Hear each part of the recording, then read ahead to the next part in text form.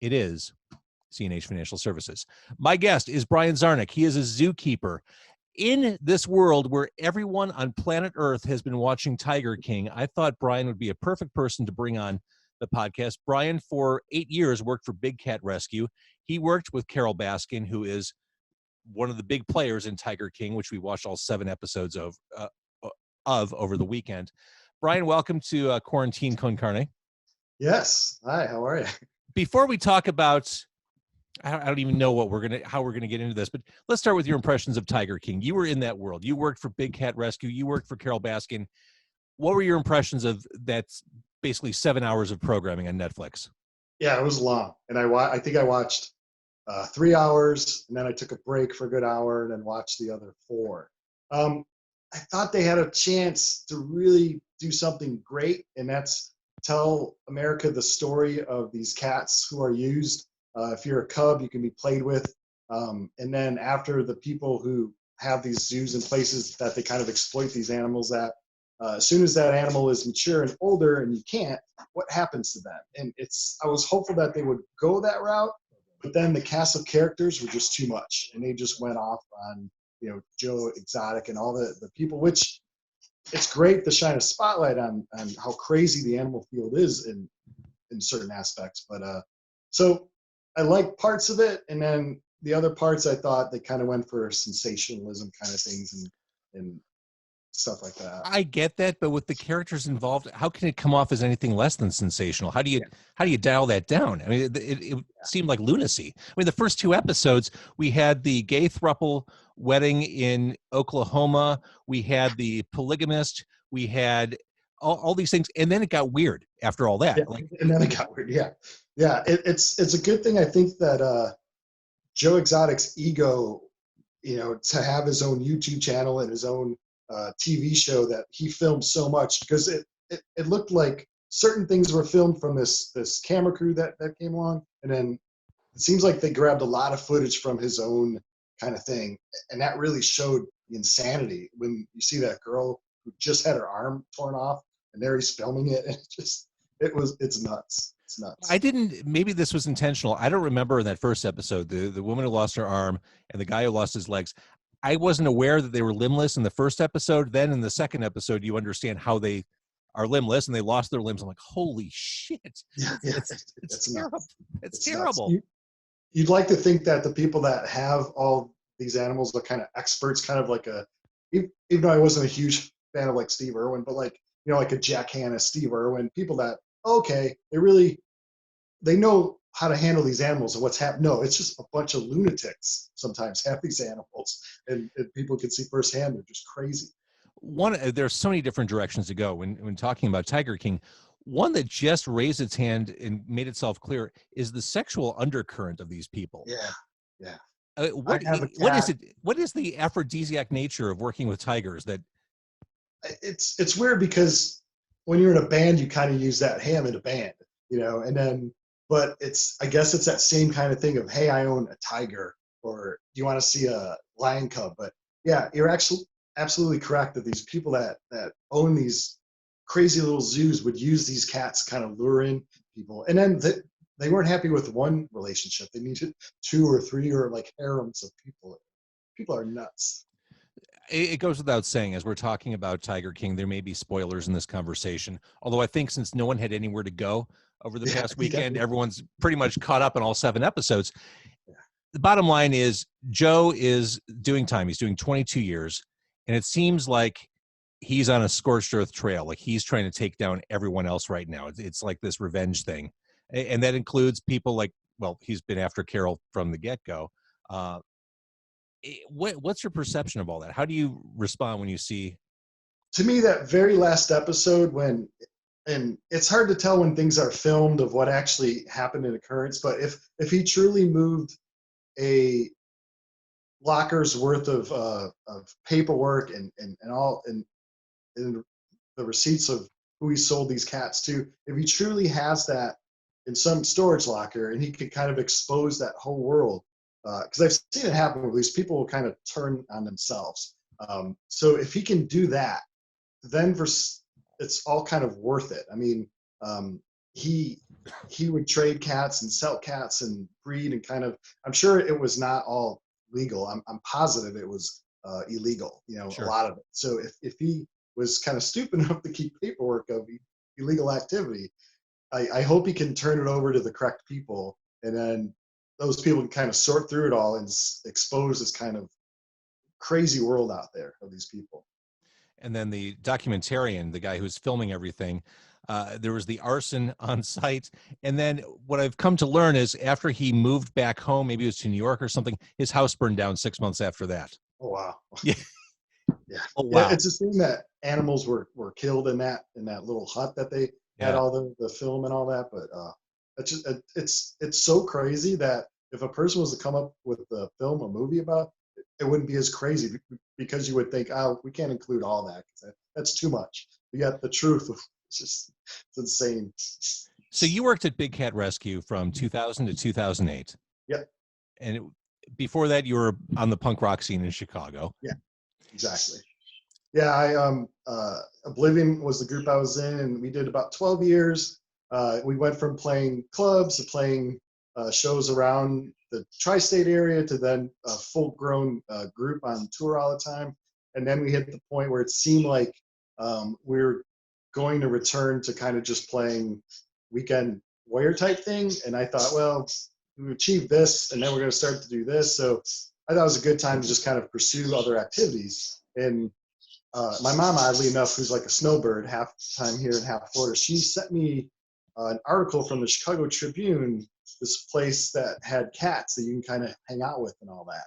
So then when I moved to Florida, I kind of looked this place up, and I volunteered there. And then weeks after I volunteered there, I was asked if I wanted to move on site and actually live there as an animal keeper. So I did that for 8 years. And then there were about 3.5 years within that time that I also worked at the local zoo. So I had 2 jobs of the whole zoo field there.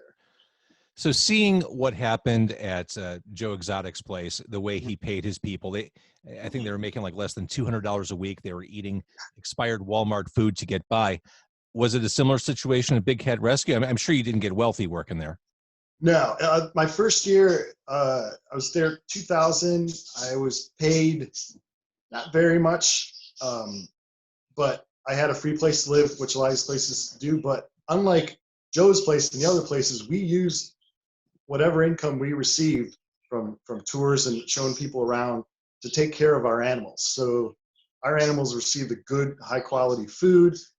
We didn't have a vet on site, but we had a vet on call. So if a cat was sick or injured or anything like that, she would come to the sanctuary and take care of animals. Where it seems like Joe's place, I don't think they even had a vet or a vet on call. So if an animal was to get sick there, who's taking care of it? It's kind of sad.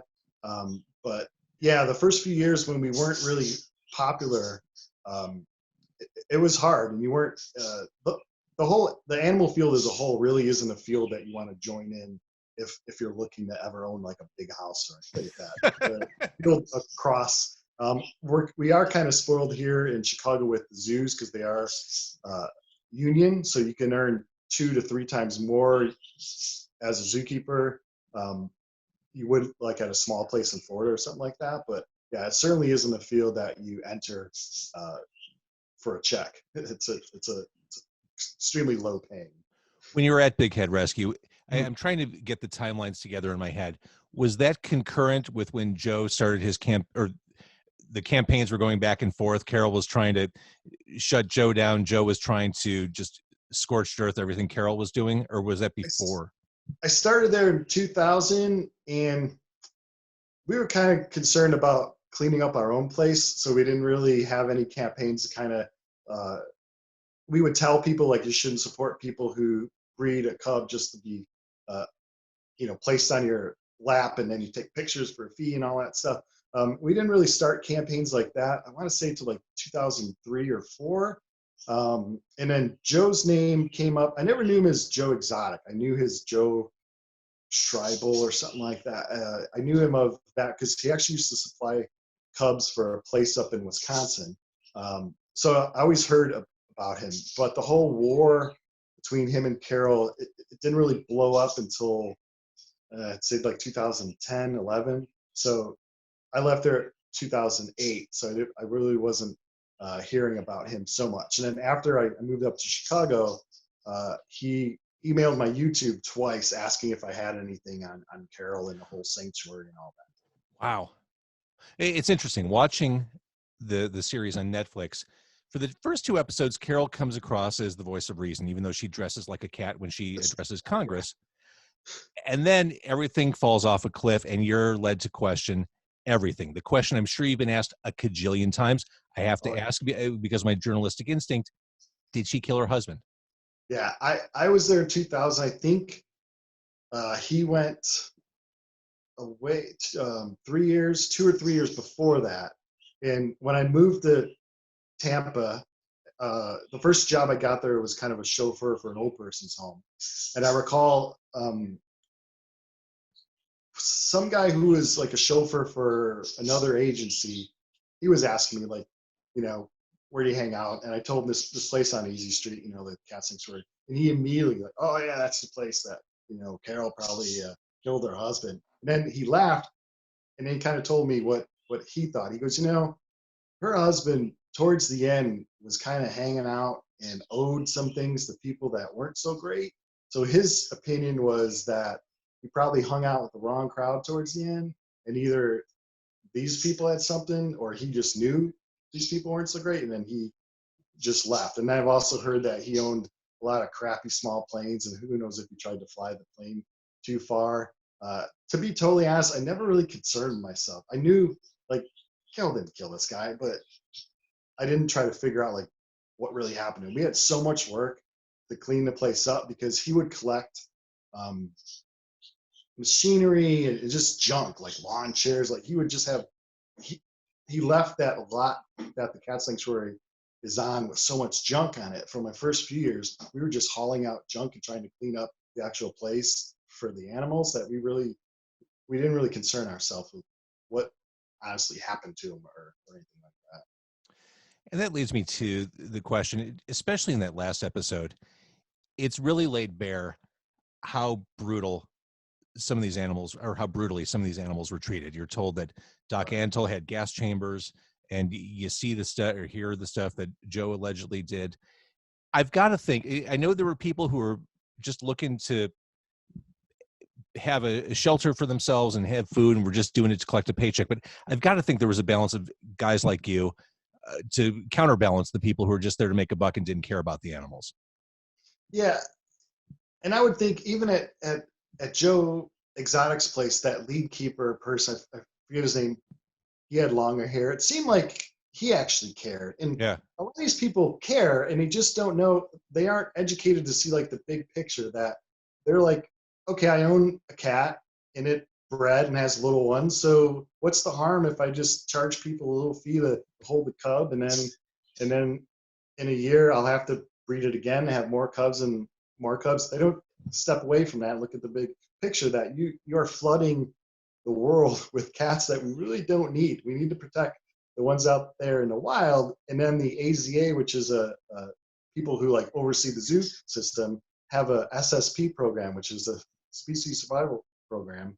And if you breed, you should be within that program, because that program makes sure that you aren't overbreeding, and that also the zoos involved in that program are supporting the animals out there. So a lot of all these places that they really showed aren't a part of any accredited zoological system, and they certainly aren't a part of an SSP program.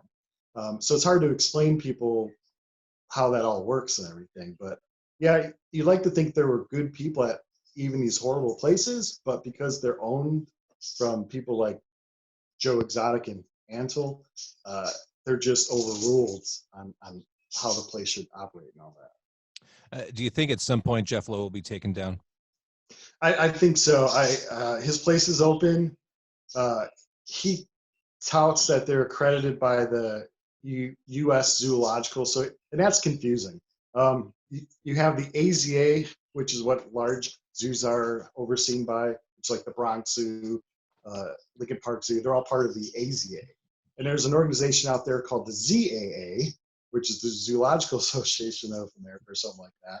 And the ZAA oversees some places that are okay, and then they oversee some places that are horrible. And then you have this U.S. Zoological. So for the average person, you just head to a zoo and you don't really care if they're USDA approved or AZA approved, but you really should research on what place you are. So his place is still there in Oklahoma. It's on the same lot. He's got hundreds of cats, and he shouldn't be allowed to own a single one. I'm sure he's going to breed and exploit. And unfortunately, the USDA, who can close a place like that, it'll take years for them to compile abuse charges and all that. There was a place in Indiana, it took them about 6 years to close this place. But within 6 years, you can do a lot of horrible things. So I'm assuming in the long run, we'll see him out of the whole animal industry, but it'll probably be years and years before that happens. I want to talk about what we can do to raise our collective awareness, what we can do to help. Before I get there, what was working with Carole like? She was awesome. I mean, she's an eccentric person. And we would joke about her. She would wear these outfits, these cat outfits, like a leopard print dress, but then have this floral headband on. And we would like, who dresses like that? And we would kind of hope she would become not so eccentric, because no matter how much we worked hard and all that, people always saw her as the place. Like it's her place and all that. And there were times that you wouldn't see her for like a few days, because she actually worked off-site when I was there. When I first came on ground, she worked in an office at the sanctuary, and then shortly after that, she moved off-site because she owns like plots of lands and stuff like that. So her job is to kind of keep all that stuff. So her kid, she was in the film just for a really quick time. She's actually kind of in charge of the sanctuary and all that. But I liked Carole. She was eccentric. She always treated me extremely well. I lived on her lot. I worked for her, so I had her as my head CEO, and I had her as my landlord. She was always cool. Totally eccentric, totally weird sometimes, but she was cool. And she, I think the film kind of caught it. She originally would breed and all that stuff until she kind of learned something clicked in her head, like, wait a minute, these cats don't need someone to just breed them. They need kind of take care of them. There's too many people out there that are trying to breed all these animals, and then people really shouldn't have them as a pet. So she went from the people that this film was trying to say, like, shouldn't have it as a pet, and then she kind of switched. And a lot of people claim like, oh, you switched because you could kind of tap into that PETA crowd and all that stuff. When we switched, we pissed off some people, because some people would come out to the sanctuary to kind of like play with. They wouldn't play with like a lion or leopard, but like a smaller cat, like a serval cat or a caracal. So we would show them the sanctuary for about an hour and a half tour, and then after the tour, we would allow people to kind of pet like a smaller cat. And then we eliminated that, because we're like, why are we telling these people they shouldn't be pets? And then we're kind of showing them, hey, this is a cool animal, you should play with it. So we stopped all that in 02 or 01, and it was very hard to draw people in to come see the sanctuary when we couldn't offer that fun time. So we weren't switching because we thought, oh, these AR people, these PETA people, they'll really come support us and all that stuff. It was hard to kind of slowly build up our new crowd, I guess. As a zookeeper, as someone who's been through a lot with big cats, what's it like working with a tiger? What's it like being in close proximity to a 1,000-pound creature like that? I get it. Like in the film, there's a part where Shaquille O'Neal, he was close with either Joe Exotic or Antela, I forget which one. And I get it. I get it that it would be cool to hold a lion cub or some cub, because these are like amazing animals. But you learn what you need to kind of actually take care of them. But yeah, I've been working around for 20 years, and I can say every time I see them in the hallway or outside in their exhibit, it really hits me like, wow, that's probably the world's coolest animal there. That's a tiger. So it still hits you even after 20 years. And what's cool is that if you support the ecosystem for a big cat like that, you then save enough habitat to save all these other animals, because there's a lot of animals that aren't as popular, but equally are as important to the ecosystem. So that's why I really like large cats, because they need this huge kind of territory out there. So then if you support enough habitat and ecosystem for these animals, you're saving all the other animals that live in it and stuff. So that's my personal like appeal with these like huge animals. But yeah, it's cool. I mean, it's a tiger. You know, I played drums in a punk band, and then all of a sudden, like, oh, there's a tiger, and I'm being in charge to feed it, and then to like clean its poop and everything. Like, wow, that's kind of weird. Absolutely.